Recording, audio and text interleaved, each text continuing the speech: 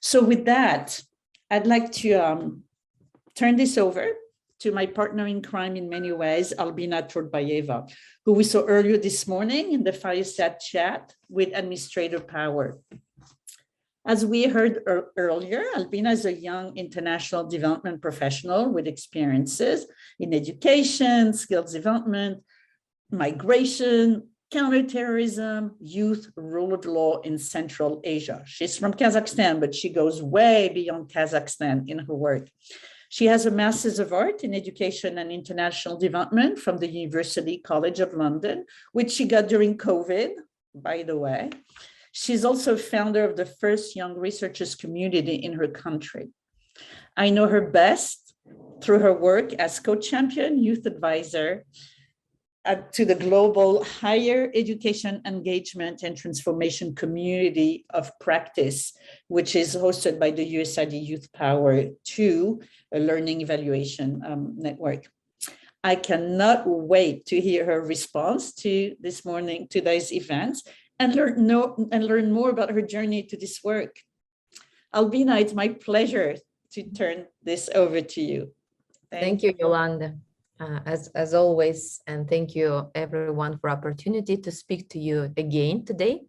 So as Yolanda said, I come from Kazakhstan, Central Asia, developing country, and nearly third of entire population is under 15 years old. So it's quite young region. And a lot of young people struggle with the same issues as their peers worldwide. Even if we have high education attainment, high literacy levels, there is also problems or challenges with the quality and relevance of education, which we talked a lot today, and which are kind of the same high priority issues for higher education institutions globally.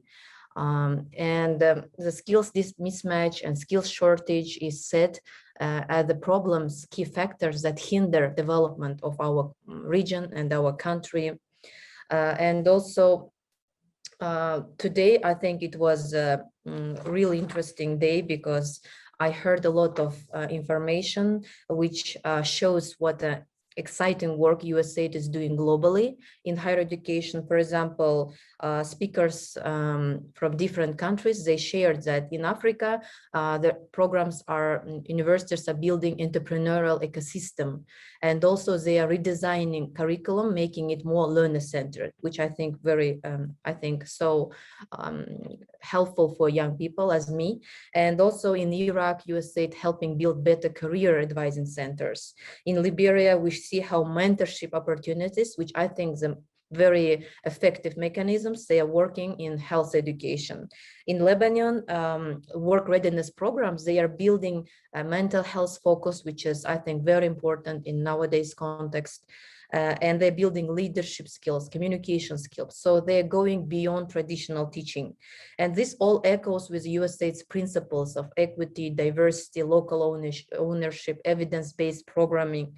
And for me, the key takeaway, they include that first of all, higher education's role should go beyond just traditional supply and demand kind of thinking. It should go as disruptive, new approaches, new voices. We should meet like this and discuss how we can bring new kind of vision to role of higher education beyond just economic development, just finding any job, to the building ecosystem, enabling environment for youth like me that could support me develop skills, knowledge, which I really have meaning or value to develop them for my own human flourishing, and which can build my student agency so that I can contribute to the development of my society.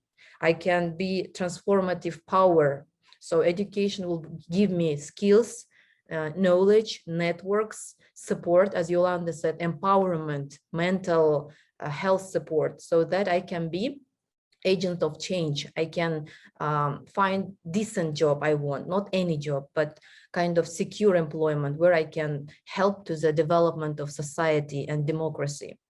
And also the last thing, I think, important thing in programming is to make it tailored. context sensitive, because we work as development professionals or implementing partners, we work in different contexts. And I think it's important to do more research, more needs assessment, pilot studies before you launch the programming, so you can test the waters, so you can see what local use has in needs for in terms of building employability skills, soft skills, maybe leadership skills. And also the focus should be on how we not only identify the skills, how we assess them. Nobody knows how to assess and how to build assessment into the curriculum, which is already overloaded in some countries. So how we do it in a kind of smooth way, so young people do not suffer from too much information. And also I think using technology is so important to access youth in remote areas, or where, especially when there is kind of crisis context, or wars taking place, young people need this help with getting access to quality education. And I know that Summit will spend more time tomorrow on sharing about strategies, how to make education more accessible, available, and of course, relevant to the labor market. So young people can get most of it, and also be kind of happy and feel secure. And I'm hopeful for the future of all students of higher education worldwide. And I'm very thankful for everyone who works in this field. Thank you.